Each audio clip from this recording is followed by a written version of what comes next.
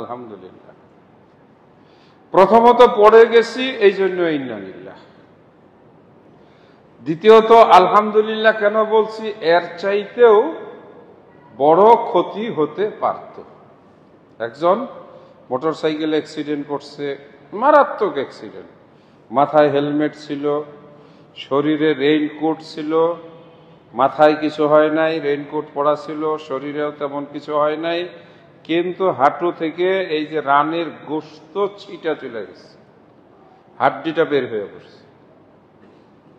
সে হাসপাতালে ভর্তি রোগী, আমার খুব প্রিয় মানুষ, আমি তাকে দেখতেও গিয়েছিলাম। আল্লাহু আকবার। তো তারপরে আলহামদুলিল্লাহ যে মাথায় হেলমেট না থাকলে তো মরেই যেত, মাথা ফেটে যেত। সেও মুখে হাসি দিয়ে বলছে যে আল্লাহ যে আমার জান বাঁচায় রাখছে, এই জন্য আলহামদুলিল্লাহ। আল্লাহ সুবহানাহু ওয়া তাআলার শুকরিয়া আদায় করার মধ্যে বড় ফায়দা, বড় লাভ। আল্লাহ তার বিপদ দূর করে দেন, আল্লাহ তার অভাব দূর করে দেন, আল্লাহ পাক তার দুশ্চিন্তা দূর করে দেন, আল্লাহ রাব্বুল আলামিন তার মনের ভিতরে একটা স্থিরতা দান করেন, একটা স্থিরতা দান করেন, অস্থিরতা আল্লাহ পাক দূর করেন। এই জন্য বেশি বেশি যে দোয়াটা পড়বেন, আস্তাগফিরুল্লাহ আস্তাগফিরুল্লাহ আস্তাগফিরুল্লাহ, আর আলহামদুলিল্লাহ আলহামদুলিল্লাহ আলহামদুলিল্লাহ। আল্লাহর নিয়ামত দেখে তো বলবেন সুবহানাল্লাহ, কি সুন্দর। বৃষ্টি হলো আলহামদুলিল্লাহ। আবার বন্যার পানিয়ে আমাদের এক এলাকা ইতিমধ্যে প্লাবিত হয়ে গেছে, আমরা এখানে বলবো ইন্নালিল্লাহ, সাথে সাথে আস্তাগফিরুল্লাহ, আল্লাহ আমরা এই ধরনের ক্ষতি থেকে তোমার কাছে পানা চাই। ওরা ডুবতেছে নোয়াখালী, ফেনী, মরুক, আমাদের বেড়াইতে পানি উঠবে না, না এটা মনে করা যাবে না। বরং পরের দুঃখে দুঃখী হওয়া, সাধ্য মতো তাদের পাশে দাঁড়ানো, এটাই হলো মুমিন চরিত্রের বৈশিষ্ট্য। রাসূল সাল্লাল্লাহু আলাইহি ওয়াসাল্লাম বলছেন, আল মুমিনু কাজাসাদিন ওয়াহিদিন, মুমিনগণ হচ্ছে একটা দেহের মতো, একটা বডি। যেরকম বডি, শরীরে কোনো একটা অংশে যদি আঘাত লাগে তাহলে পুরা শরীরটাই কি হয়, ব্যথা হয়ে যায়। এজন্য কোনো মুসলমান কোনো একটি জায়গায় যদি আক্রান্ত হয়, বিপদে পড়ে, মুসিবতের ভিতরে পড়ে যায়, সেজন্য খুশি নয়, বরং তার পাশে দাঁড়ানো, তাকে একটু সহযোগিতা করা, পাশাপাশি তার দুঃখে দুঃখী হওয়া। আমরা কি ওই হাদিসের কথা ভুলে গেছি? এক মুসলমানের উপরে আরেক মুসলমানের হক হলো 6টা। দেখা হলে সালাম দিবে, আসসালামু আলাইকুম। সালাম দিলে সালামের জবাব দিবে ওয়ালাইকুম আসসালাম ওয়া রাহমাতুল্লাহ, একটু বাড়াইয়ে বলতে হবে। আমাদের সমাজে এই কুপ্রথা নাই আলহামদুলিল্লাহ, তবে কিছু কিছু চালু হয়ে গেছে। শ্বশুর শাশুড়ি, ময় মুরব্বী, এদেরকে পায়ে ধরে সালাম দেওয়া আমাদের সমাজে নাই, তারপরে একটু একটু আইসা যেতেছে। এই যে গতকাল আমাদের বাচ্চারা পরীক্ষায় পাশ করলো অনেকেই, আবার 2-4 জন ফেলও করছে। যারা পাশ করছে খুশিতে আইসা বাপ মা দাদা দাদিকে পায়ে ধরে সালাম করছে, ঈদের সময় সালাম করে। আবার এটার জন্য আমরা সেলামিও দেই। সেলামি কি? সালাম, সালাম হচ্ছে মুখে বলার জিনিস, আসসালামু আলাইকুম। সালাম দেওয়া সুন্নত, সালামের জবাব দেওয়া ওয়াজিব। আমাদের দেশের মানুষের অজ্ঞতা মানে মূর্খতা, শ্বশুর বাড়িতে গিয়ে যদি শ্বশুরকে পায়ে ধরে সালাম না করে, শ্বশুর বাড়িতে থেকে বিদায়ের সময় শাশুড়ি নানি শাশুড়িদের যদি পায়ে ধরে সালাম না করে, তাহলে কি বলে? জামাই বেয়াদব। আল্লাহ পাক কোরআন মাজিদে সূরা নিসায় বলছেন, ফাইজা হুয়্যিতুম বিতাহিয়াতিন, যখন তোমরা কেউ কাউকে সালাম দাও তাহলে তোমরা সেই সালামের সমান পরিমাণ জবাব দাও, একটু বাড়াইয়া দাও। যেমন একটু শিখাই, আসসালামু আলাইকুম, যিনি সালাম দিলেন উনি বললেন, আপনি কি বলবেন? ওয়া আলাইকুমুস সালাম ওয়া রাহমাতুল্লাহ, একটু বাড়াই বলবেন। আসসালামু আলাইকুম ওয়া রাহমাতুল্লাহ, আপনি কি বলবেন? ওয়া আলাইকুমুস সালাম ওয়া রাহমাতুল্লাহি ওয়া বারাকাতুহু। আপনি ব্যস্ত, আপনি একটু কম কথা বলেন, আপনি বাড়াইয়া বলেন না, তারপরে সমান সমান থাকতে হবে। আসসালামু আলাইকুম, জবাবে কি বলতে হবে? ওয়া আলাইকুমুস সালাম। এই যে জবাব দেওয়া, এটা কিন্তু ওয়াজিব। এখন পায়ে ধরে সালাম দিলে, আপনি পায়ে ধরে সালাম দিলেন শ্বশুরকে, তো শ্বশুরের এখন কি হলো দায়িত্ব? যে সালাম দিল তাকেও তো পায়ে ধরে আবার সালামের জবাব দিতে হবে। তাহলে জামাইয়ে মুরব্বী হিসাবে পায়ে ধরলো, আসসালামু আলাইকুম, এভাবে হাত দিয়ে সালাম দিল। তাহলে এখন শ্বশুরের কি করা? শ্বশুর পকেট থেকে একটা 500 টাকার নোট বের করে দেয়। এটা তো ইসলামের কোনো নিয়ম না, ওটা তো ঘুষ দিল। সেই জন্য পায়ে ধরে সালাম দেওয়া শরীয়তের দৃষ্টিতে হারাম, বিদআত। মাঝে মাঝে এগুলো বলবেন, আলোচনা করবেন। আজকে আমি যে বিষয়ে আলোচনা করব, নিয়ত করেছি কথা বলবো, তা হলো সৎ কাজের আদেশ প্রদান করা, সৎ কাজে মানুষকে উৎসাহিত করা, ভালো কাজের দিকে মানুষকে দাওয়াত দেওয়া, মানুষকে একটু সৎ পরামর্শ দেওয়া, মানুষকে একটু সৎ কাজের দিকে আগ্রহী করে তোলা। চোখের সামনে যদি খারাপ কাজ দেখা যায়, মন্দ কাজ দেখা যায়, তাকে বাধা প্রদান করা, নিষেধ করা, অথবা সাধ্য মতো আল্লাহ পাক আপনাকে আমাকে প্রত্যেককেই একটু না একটু শক্তি দিয়েছেন।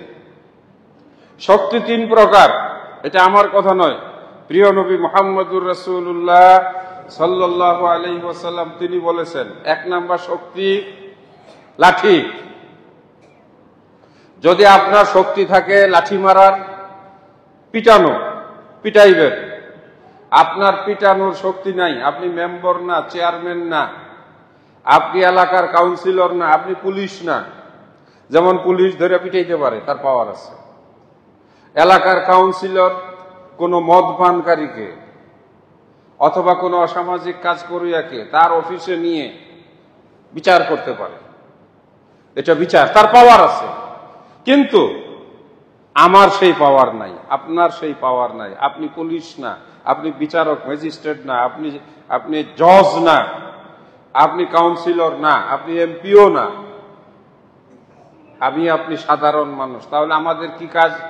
এখানে আল্লাহ রসুল বলছেন 2 নম্বর পাওয়ার, মুখ দিয়ে প্রতিবাদ করা। এই তোমরা এটা করছো কেন? এই ছেলেরা এখানে কি করো? এই বাচ্চা তুমি সিগারেট খাচ্ছ কেন? এইটাও বলার শক্তি নাই, আছে না এরকম? আপনি যদি কাউকে ধমক দিতে চান, বলবে আপনি ধমক দেওয়ার কে? এটা আছে। তাহলে অন্তত আল্লাহ রসুল বলছেন তুমি তোমার মন থেকে, অন্তর থেকে এই খারাপ কাজটাকে ঘৃণা করবে, অপছন্দ করবে। যালিকা যাফুল ঈমান, আল্লাহ রসুল বলেন এইটা, এই যে মনে মনে ঘৃণা করা, অপছন্দ করা। যেমন একটা দোকানে বিড়ি সিগারেট বিক্রি করে, সারাদিন ওখানে বিড়ি সিগারেট খায়, ধোয়া উঠে।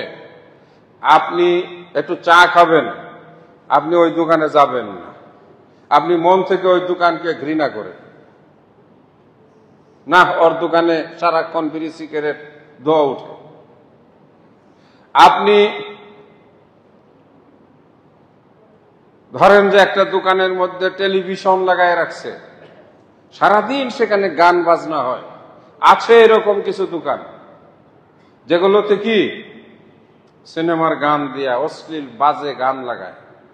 আপনি সেখানে যদি পারেন, এই মসজিদের পাশে তোমার এই দোকান, তুমি এখানে গান বাজাও, এটা বন্ধ করো।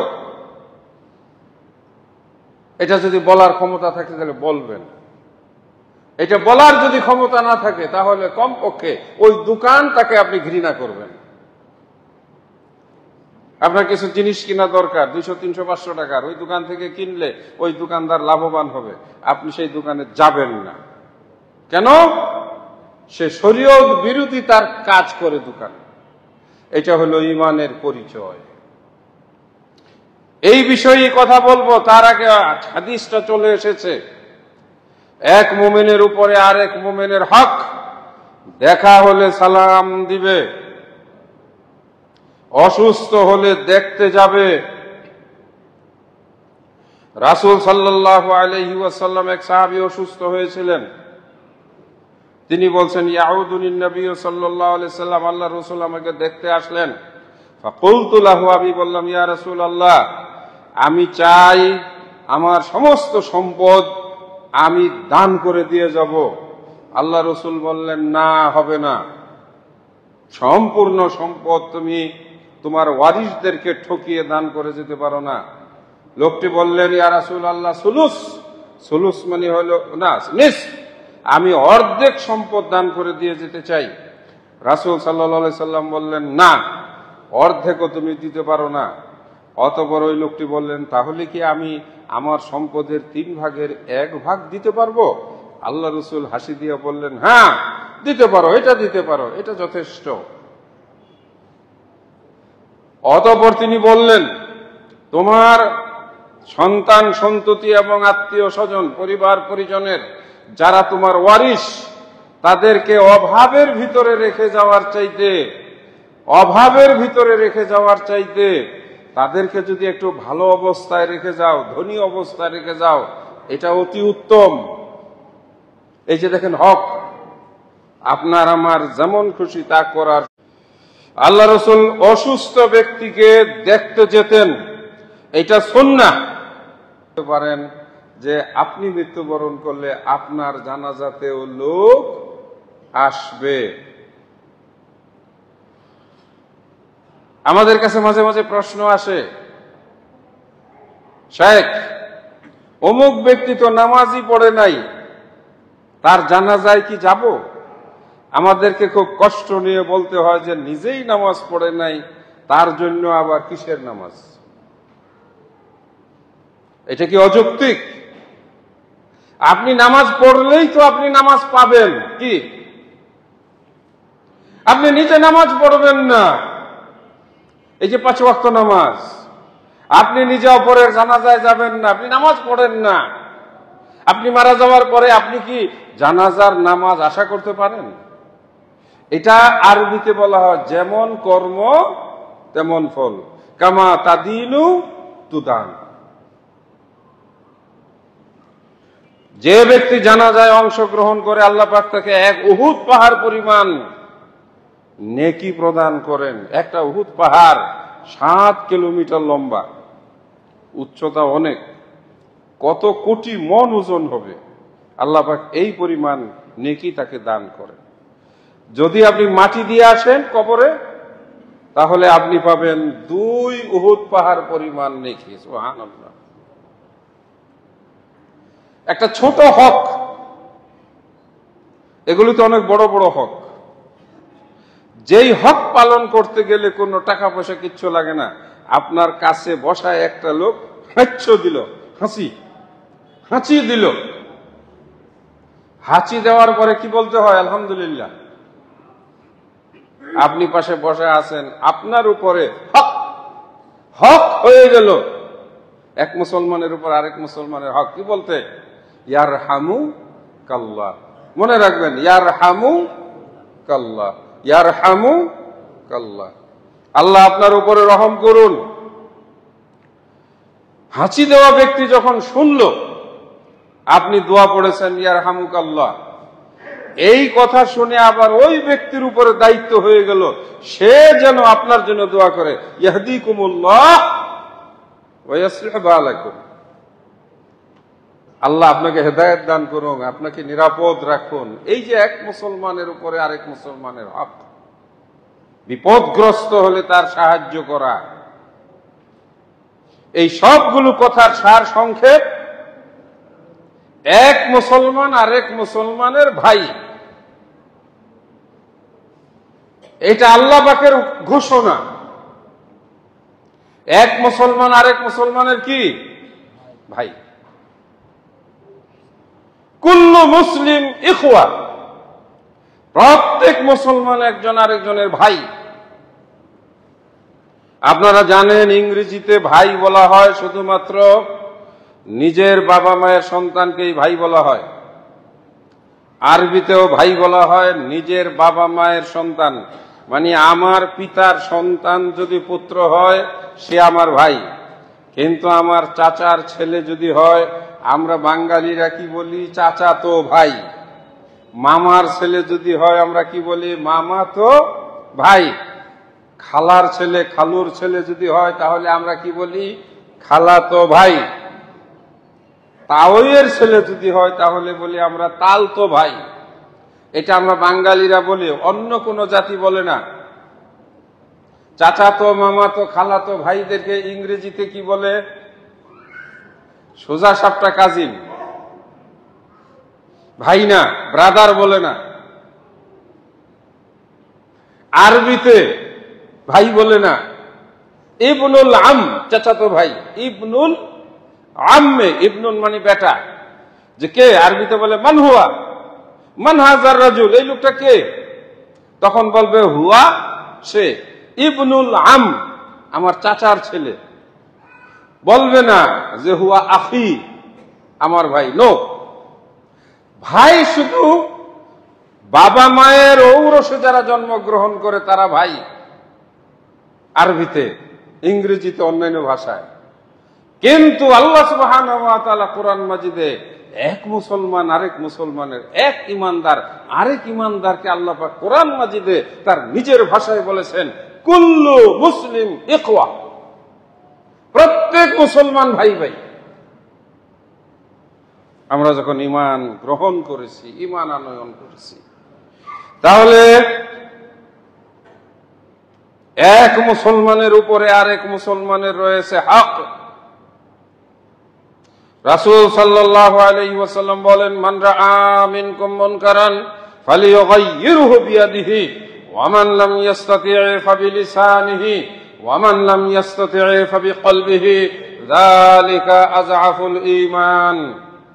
তোমাদের পরিবারে, সমাজে, তোমাদের এলাকায়, তোমাদের আশেপাশে তোমরা যদি কোনো অন্যায় কাজ সংগঠিত হতে দেখো, তাহলে সেটাকে তোমরা হাত দিয়ে বাধা দাও, প্রতিহত করো।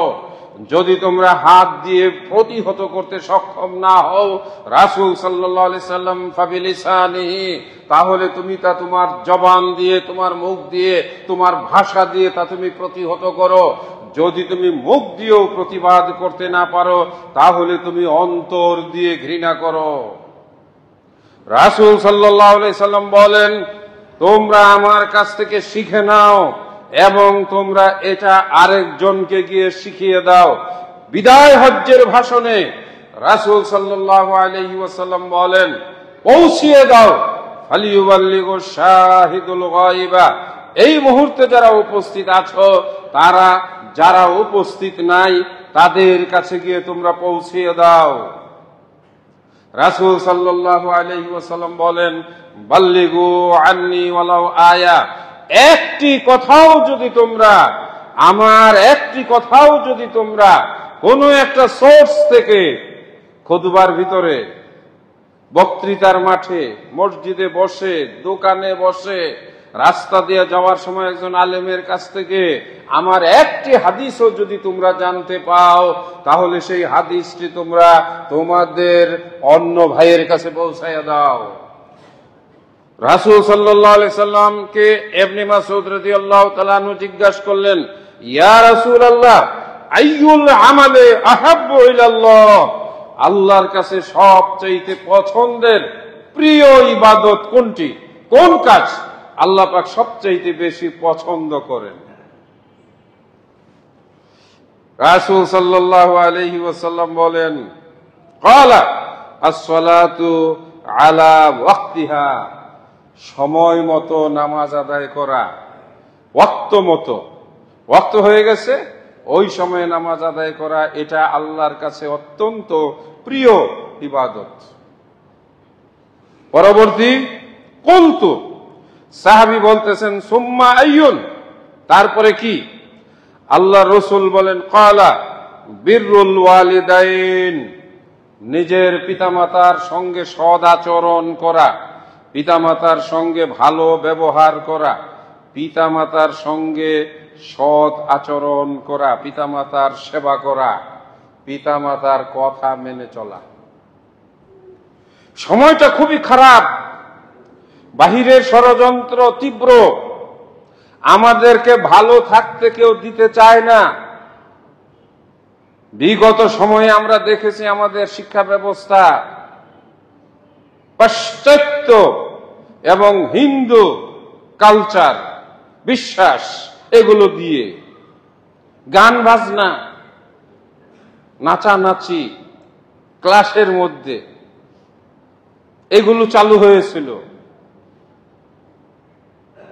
অর্থাৎ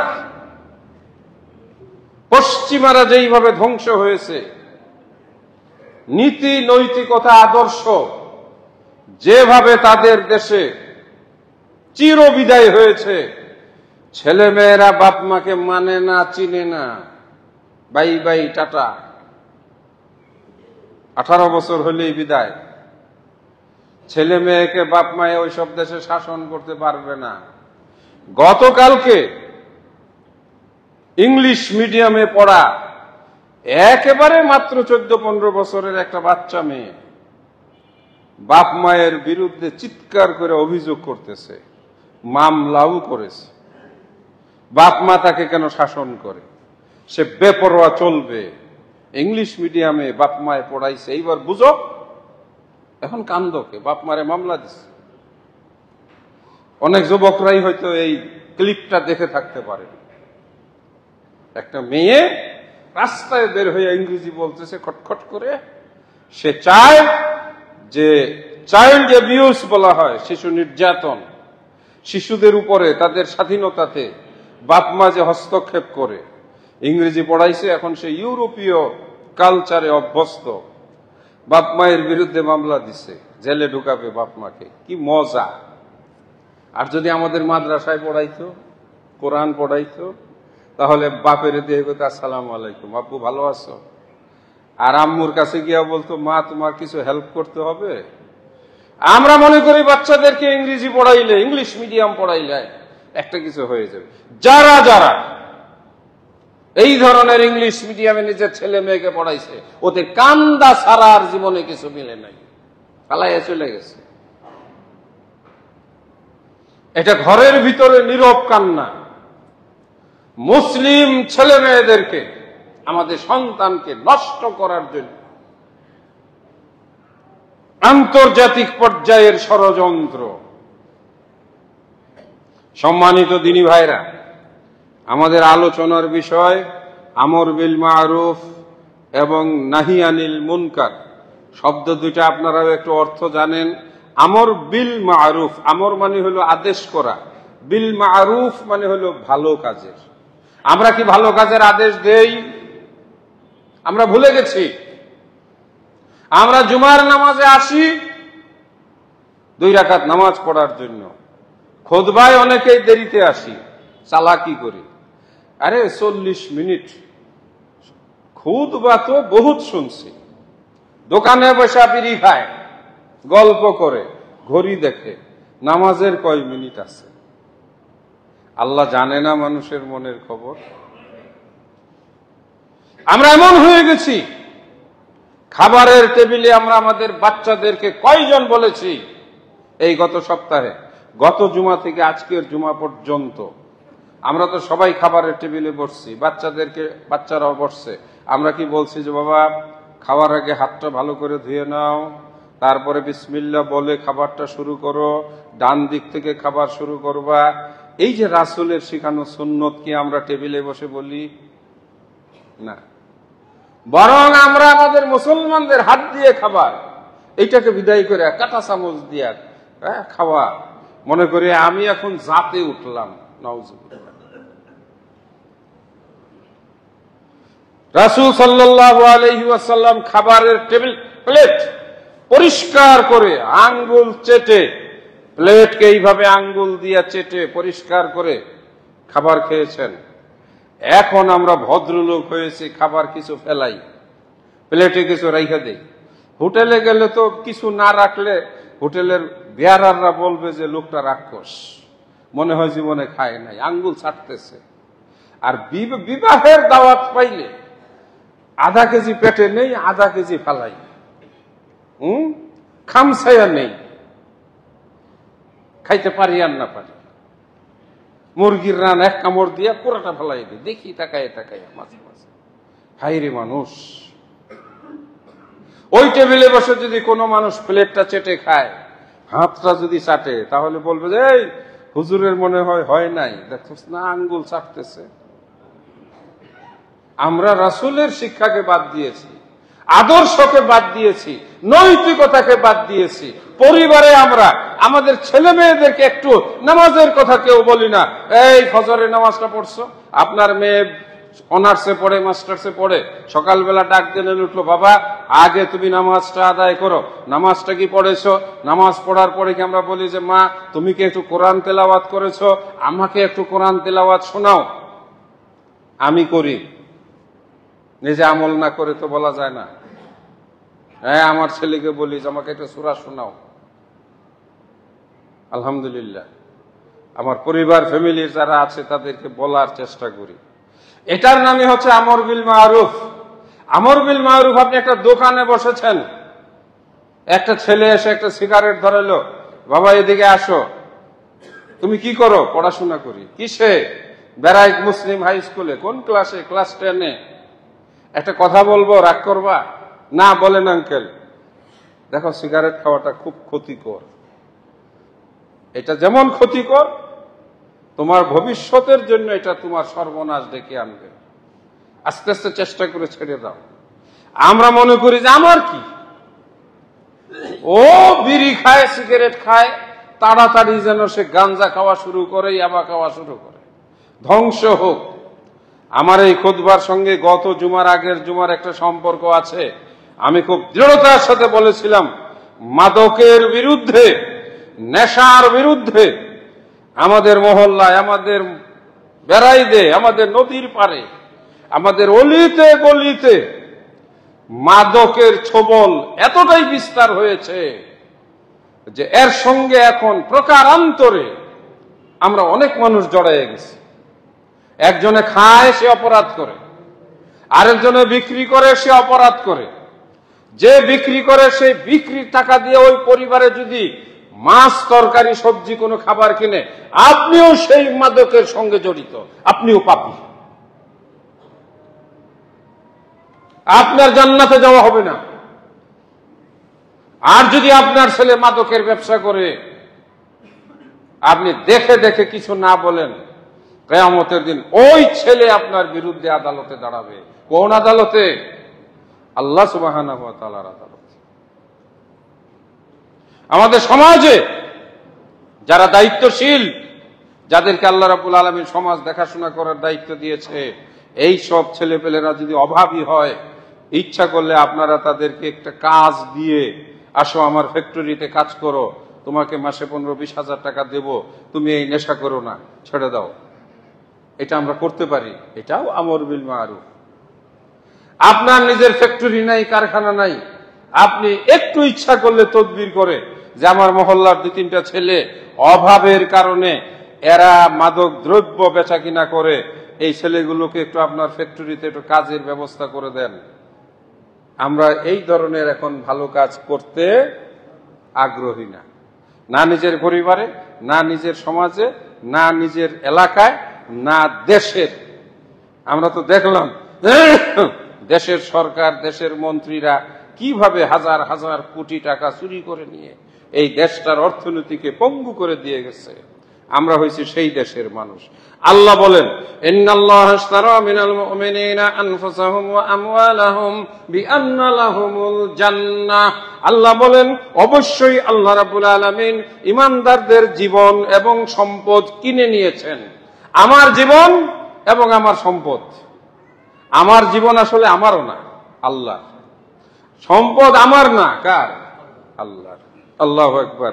মাঝে মাঝে এখন তো এই যে ইন্টারনেটের যোগ হওয়াতে সবকিছু হাতের মুঠায়, আমি মাঝে মাঝে সেই তুর্কি সম্রাটদের সেই কি জানি সেই তাদের রাজধানী কাপকুপি এক ভবন যেখানে রাজারা থাকতেন, যেখানে ওই যে সেই সবকিছু দেখায় ডকুমেন্টারি। তো মাঝে মাঝে বলি যে এই জায়গায় কত বড় বড় রাজা বাদশাহ, কত দুর্দণ্ড প্রতাপশালী, কি ভয়ঙ্কর যোদ্ধারা এখানে বসবাস করত। ইউরোপ, আফ্রিকা, এশিয়া 3 দেশ তারা শাসন করেছে মুসলমানেরা। হাঙ্গেরি, স্পেন, ইটালি, এই সব মুসলমানদের কবজায় ছিল এই তুর্কি শাসকরা। আজকে ওই ভবনটা ছাড়া কিচ্ছু নাই। ওই ভবনটা এখন মিউজিয়াম। সেখানে তুর্কির শাসকদের কেউ নাই, পড়ে আছে কোথায়? কার? আল্লাহর জমিনে, আল্লাহর সম্পদ। বাংলাদেশের রাজশাহীর পুঠিয়ার জমিদার বাড়ি দেখাইলো 12, 13, 14, 15টা ভবন, মাত্র 150-200 বছর আগের তৈরি করা। কিভাবে জরাজীর্ণ ভাঙ্গা চূড়া হয়ে পড়ে আছে। কোনো জমিদার নাই, কোনো পাইক পিয়াদা নাই, কোনো বিচার নাই, কোনো জুলুম নাই, কোনো আওয়াজ নাই। এমনকি সেখানে এই বটগাছ হইয়া ময়লা হইয়া সব হয়ে আছে। ঢাকার শহরের আজকের 2025 সালের যত বিল্ডিং দেখতেছেন, 200 বছর পরে আর অধিকাংশ বিল্ডিং এর ভিতরে ওই একই অবস্থা হবে। জঙ্গল হবে, বটগাছ হবে, ভুতুড়া অবস্থা হবে, কারেন্টও থাকবে না। আমরা বলতে পারি না। তাহলে জমিন কার? আল্লাহর। এই বিল্ডিং বাড়িঘর যা বানানো হয়েছে কার থাকবে? আল্লাহরই থাকবে। শুধু থাকবে না কে? আমরা থাকবো না। আমাদের সাথে যাবে কি? যেটুকু আমরা নেক আমল করব। এই জন্য আল্লাহ বলেন, শোনো, আমার কাছে বিক্রি করে দাও। কি বিক্রি করবে? তোমার জীবন। আর কি বিক্রি করবে? তোমার সম্পদ দিয়ে দাও আমাকে। আমি বিনিময়ে কি দিব? বিআন্না লাহুমুল জান্নাহ। আমি বিনিময়ে তোমাদেরকে জান্নাত দান করব। কি কাজ করবে? ইউকাতিলুনা ফি সাবিলিল্লাহি। আল্লাহর রাস্তায় তোমরা লড়াই করবে, সাহসী হবে, অন্যায়ের বিরুদ্ধে প্রতিবাদকারী হবে। প্রত্যেকটা মহল্লায় মহল্লায় যদি আমরা সামাজিকভাবে জেগে উঠি, মাদকের ব্যবসা, মাদকের কাজ কারবার থাকবে না। আমি খুতবা দিয়ে চলে গেলাম, যারা মাদকের সঙ্গে জড়িত তারা হয়তো ওই দাঁত কটমট করে বলবে, খতিব সাহেব সাবজেক্ট পায় না, হয়তো কেউ ওনার কানে দিয়ে দিছে, বাস শেষ। আমরা মাদক ব্যবসা করি, আমাদের সমাজে তো কেউ কিছু বলে না। তাহলে আমি 1000 বছর পর্যন্ত খুতবায় দাঁড়িয়ে চিৎকার করলেও ওরা নেশা থেকে ফিরবে না, নেশার ব্যবসা বন্ধ হবে না। আমরা বলবো, কারণ আল্লাহ পাক আমাদেরকে বলার ক্ষমতা দিচ্ছেন, এর বাইরে আর নাই। আমরা প্রতিবাদ করব। যতদিন পর্যন্ত প্রতিবাদ থাকবে, আল্লাহর গজব ততদিন পর্যন্ত আসমানে আটকানো থাকবে, মাটিতে আসবে না। যেদিন প্রতিবাদের ভাষাও শেষ হয়ে যাবে, ওই দিন আল্লাহর গজব জমিনের উপরে আসবে। আমরা কোরআন হাদিসের এই দ্ব্যর্থহীন আলোচনা আপনাদের সামনে উপস্থাপন করি বলে আলহামদুলিল্লাহ, আল্লাহ আপনাদেরকে অনেক শিরক থেকে, কবিরা গুনাহ থেকে রক্ষা করেছেন, কমপক্ষে মাজার পীরদের খপ্পর থেকে বাঁচিয়েছেন। এগুলো যখন দেখি, এই যে গত পরশুদিন, একদিন আগের ঘটনা, সেই কুমিল্লার ল্যাংটা পীরের মাজারের গাঁজা খাওয়ার দৃশ্য দেখে শুধু ভাবলাম যে আমরা আলেমরা লড়াই করছি বলে আমাদের এই সমাজে অন্তত পীর মাজারটা ঢুকতে পারে না। প্রকাশ্যে গাঁজা খাচ্ছে, টানতেছে, কোন ধর্মকর্ম নাই, গান বাজনা, নাচানাচি, শিরক নিয়ে লিপ্ত। আমি আপনাদেরকে আহ্বান করব, আমরা বাংলাদেশ জমিয়তে আহলে হাদিসের সাথে আমরা দাওয়াতি কাজ করি। বাংলাদেশ জমিয়তে আহলে হাদিসের দাওয়াতি কাজ হলো সমাজকে সংস্কার করা, সমাজকে কুলস মুক্ত করা, সমাজকে মাদক মুক্ত করা, সমাজকে শিরক বিদআত মুক্ত করে সচ্চা সঠিক ইমানদার হিসাবে নিজেদের সমাজকে পরিচালিত করা। আহ্বান জানাবো, বাংলাদেশ জমিয়তে আহলে হাদিসের কর্মকাণ্ডের সঙ্গে আপনারা আরো তৎপর হবেন। প্রত্যেকটা মসজিদে মসজিদে আমাদের কমিটি যেটা রয়েছে, নিয়মিত যদি আপনারা বৈঠক করেন, আসর মাগরিবের নামাজের পরে হাদিসের দাস, জাশার নামাজের পরে কোরআনের দাস যদি আপনারা দেন, যদি আপনারা মহল্লায় মহল্লায় বের হন, ইনশাআল্লাহ এই দাওয়াতি কাজের মাধ্যমে আমাদের সমাজ আরো বেশি পরিশুদ্ধ হবে। আরো দৃষ্টি আকর্ষণ করব, আমাদের ছাত্ররা, আমাদের ছেলেরা মেয়েরা বিগত দিনের বিভিন্ন রাজনৈতিক কর্মকাণ্ডের সঙ্গে যুক্ত হয়ে লেখাপড়া ছেড়ে দিয়েছিল। লেখাপড়া থেকে তারা মনে করেছিল যে আমরা সব নেতা হয়ে গেছি। ছোট ছোট বাচ্চারা, আমিও এই যন্ত্রণার মধ্যে আছি, কারণ আমার প্রতিষ্ঠানও সরকারি প্রতিষ্ঠান। এতটুক বাচ্চা এসা পরামর্শ দেয়, একটা জিজ্ঞাসা করলে হয় তুই ক্লাস করস না, তোরে ক্লাসে দেখি না, তুই এসে আমারে বলো সেখানে শিক্ষার সুষ্ঠু পরিবেশ লাগবে, আরে দড়ি দিয়া বান দিছে দৌড়। এতটুক বাচ্চা সে এইটে পড়ে, সে শিক্ষার পরিবেশ ভালো চায়, ক্লাস করে না, নেতা হয়েছে। তো এইবার নেতারা ফল পাইছে, 40% ফেল, মাত্র 6 লাখ ফেল করছে এসএসসিতে। এটাও একটা বড় রকমের পতন। বাবা মায়েরা, আপনার ছেলে মেয়ে পড়ে না, আপনার ছেলে মেয়ে সারাক্ষণ মোবাইল নিয়ে পড়ে থাকে, আপনার ছেলে মেয়ে নেতা হয়ে গেছে, আপনার ছেলে মেয়ে এখন আপনার চাইতে বেশি বুঝিয়া হয়েছে, যার কারণে পরীক্ষায় সে এইবার ফেল ডিভিশন পাইছে। তাহলে এটা কি আপনার কোনো দায়িত্ব নেই? যে কথা বলেছিলাম সৎ কাজের আদেশ, হ্যাঁ, আপনি কি তাহলে ছেলেকে দড়ি দিয়া বান্ধা পিটাবেন না?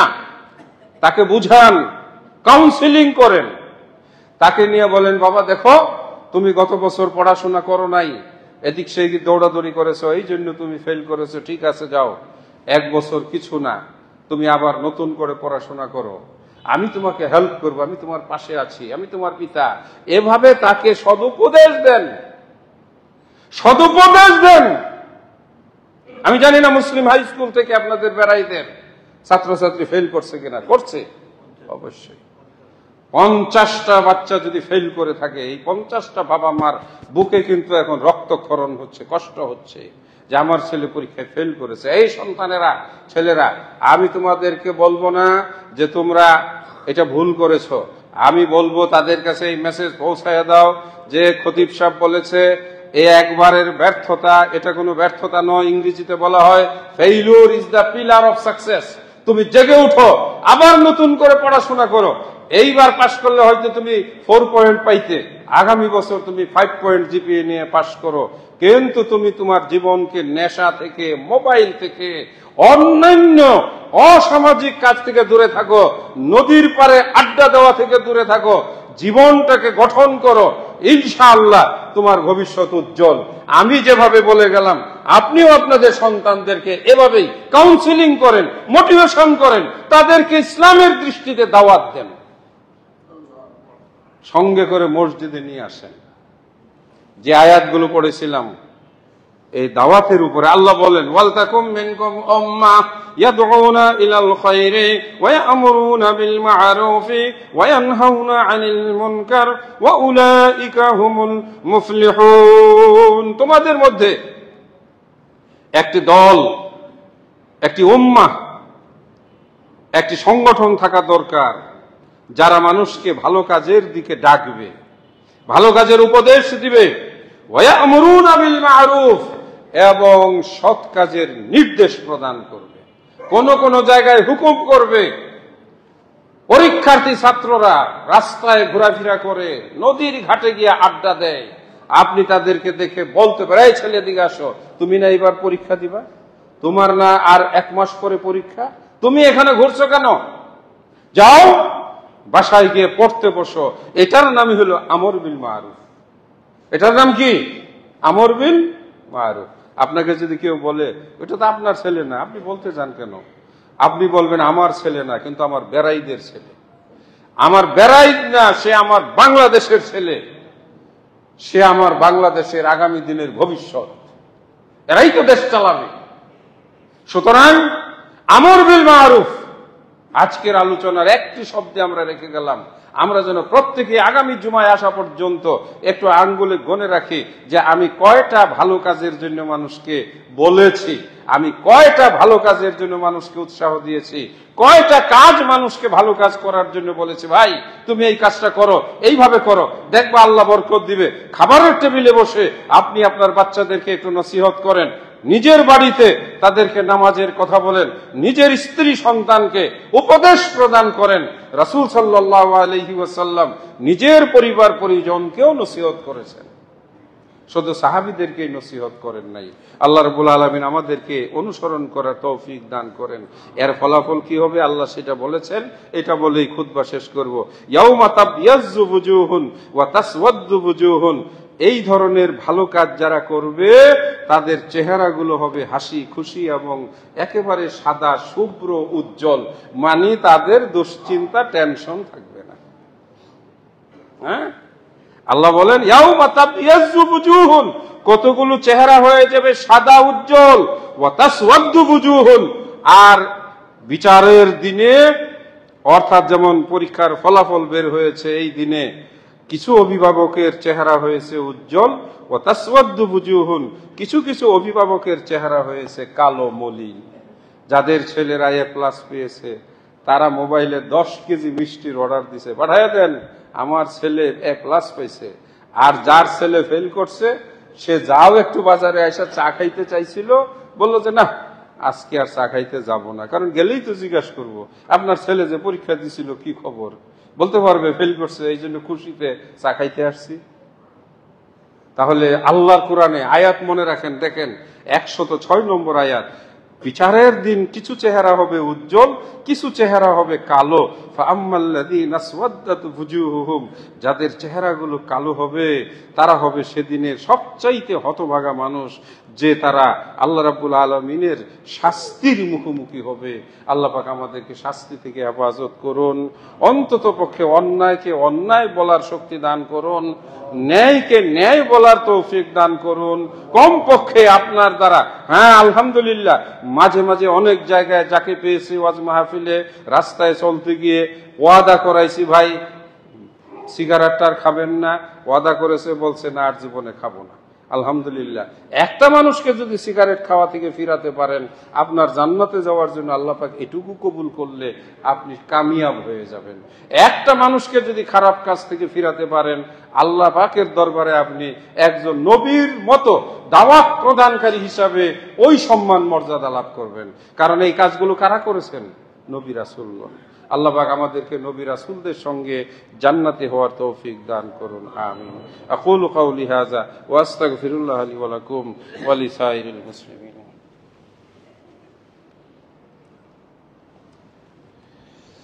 আলহামদুলিল্লাহ, আলহামদুলিল্লাহ ওয়াহদা ওয়াস সালাতু ওয়াস সালামু আলা মান লা নাবিয়্যা বা'দা, আম্মা বা'দ। আল্লাহ পাকের দরবারে আবারও শুকরিয়া আদায় করছি। এবারের হজ্জে যারা গিয়েছিলেন প্রায় সবাই, বলা যেতে পারে একেবারে অল্প সংখ্যক দু একটা ফ্লাইট, সম্ভবত একেবারে শেষ পর্যায়ে, অর্থাৎ বলা যেতে পারে বাংলাদেশ সহ বিশ্বের অন্যান্য দেশের হাজিগণ হজ সম্পন্ন করে ফিরে এসেছেন। আর যারা হজ আদায় করলেন আলহামদুলিল্লাহ, আবার হজের কার্যক্রম শুরু হয়ে যাবে। অলরেডি প্রাথমিক রেজিস্ট্রেশন যেটাকে বলা হয়, আগামী হয়তো 1.5 মাস সময় আছে, আগস্টের 31 তারিখ, বা হয়তো 1 মাস বাড়াতে পারে। তার মানে যারা শেষ করে বাসায় ফিরলেন আলহামদুলিল্লাহ, যারা যেতে পারি নাই তাদের এখনই নিয়ত এবং প্রস্তুতি গ্রহণ। এজন্য আমি স্মরণ করিয়ে দিলাম যে আল্লাহ বাঁচালে আমি হজে যাব 2026-এর, আর সেজন্য আমার যা যা প্রস্তুতি এখন থেকে। ইন্নামাল আমালু বিন্নিয়াত। আপনি শেষ পর্যন্ত যেতে পারলেন না, সমস্যা নাই, আপনার নিয়ত এবং চেষ্টার জন্য আল্লাহ রাব্বুল আলামিন আপনাকে হজের সওয়াব দিয়ে দিবেন। আমরা কি ভুলে গেছি ওই যে লিবিয়ার আমের, যে ব্যক্তি বিমানবন্দরে গিয়ে শেষ পর্যন্ত আর বিমানে তাকে উঠায় নাই, কাগজের ঝামেলার জন্য ফ্লাইট দরজা বন্ধ হয়ে গেছে, বিমান আকাশে উড়ে গেছে, বিমানবন্দরের লোকজন এসে সান্ত্বনা দিয়ে বলছে, আমের, আল্লাহ তোমার ভাগ্যে লেখে নাই, ফিরে যাও। তার একটা বিশ্বাস ছিল, না হতে পারে না, আমি হজ্জের জন্য বের হয়েছি, আল্লাহ আমাকে নিবেন, এটাই আমার চূড়ান্ত কথা এবং বিশ্বাস। কিছুক্ষণ পরে বিমান ফিরে আসছে। কি ব্যাপার? যান্ত্রিক ত্রুটি শুরু হয়ে গেছে আকাশে। পাইলট সাথে সাথে ইমার্জেন্সি অবতরণ, বিমান নামানো হলো, যন্ত্র সব চেক করে ঠিকঠাক করা হলো, দরজা খোলা হয় নাই। আমের বাইরে বসে আছে, আল্লাহর কাছে বলছে, আল্লাহ আমি হজে যাব, আমি তোমার ঘর জিয়ারত করব, তুমি আমাকে নিয়ে যাবে, এটাই আমার কথা। পাইলট দরজা খুলে নাই, সবকিছু ক্লোজ। আবার ঠিকঠাক করে বিমান আকাশে উড়াইছে। আবার আকাশে উড়ার পরে 200-400 কিলোমিটার যাওয়ার পর আবার যন্ত্রে ত্রুটি ধরা পড়ছে, বিমান ধ্বংস হওয়ার উপক্রম। আবার বিমান ফিরাইয়া নিয়ে আসছে। এইবার পাইলট সোজাসুজি বিমান থেকে নেমে এসে বলে, ওই যাত্রী কোথায়? ওনাকে ছাড়া এই বিমান সৌদি যাবে না, কারণ আমার বোঝা শেষ, আরেকবার যদি উড়াই তাহলে সব শেষ হবে। আল্লাহ যার দায়িত্ব নিয়ে নেয়, সুবহানাল্লাহ, ওকে নিয়ে সারা সৌদি আরব এইবার হজে হইচই। এই ব্যক্তি যার জন্য 2 বার আকাশ থেকে বিমান ফিরে এসেছে। এটা হলো সরল বিশ্বাসের ঈমান। সেও হজ করে বাড়ি ফিরে গেছে। আল্লাহ পাক হজ করা এইভাবেই। সুতরাং আমি একটু স্মরণ করিয়ে দিলাম, যারা হজে যাবেন এখন থেকেই তারা মানসিকভাবে প্রস্তুতি গ্রহণ করুন। ইনশাআল্লাহ আল্লাহ পাক আপনাকে তার কাবার জিয়ারত তৌফিক করিয়ে দেবেন। আল্লাহ আমাদেরকে কবুল করুন, আল্লাহুম্মা আমিন। আল্লাহুম্মা সাল্লি আলা মুহাম্মদ ওয়া আলা আলি মুহাম্মদ কামা সাল্লাইতা আলা ইব্রাহিম ওয়া আলা আলি ইব্রাহিম ইন্নাকা হামিদুম মাজিদ। আল্লাহুম্মা বারিক আলা মুহাম্মদ ওয়া আলা আলি মুহাম্মদ কামা বারাকতা আলা ইব্রাহিম ওয়া আলা আলি ইব্রাহিম ইন্নাকা হামিদুম মাজিদ। ইবাদাল্লাহ রাহিমাকুমুল্লাহ, ইন্নাল্লাহা ইয়া'মুরু বিল আদলি ওয়াল ইহসান